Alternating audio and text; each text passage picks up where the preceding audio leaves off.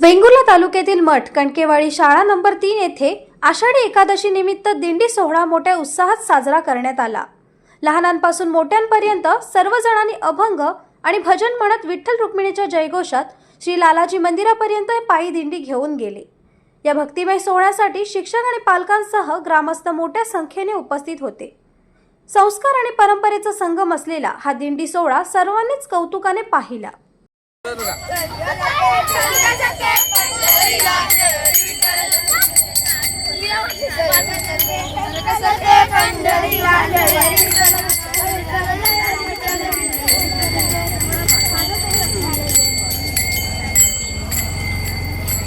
कोकण संवादच्या ताज्या घडामोडींसाठी चॅनलला सबस्क्राइब करा आणि बेल आयकॉनला क्लिक करा।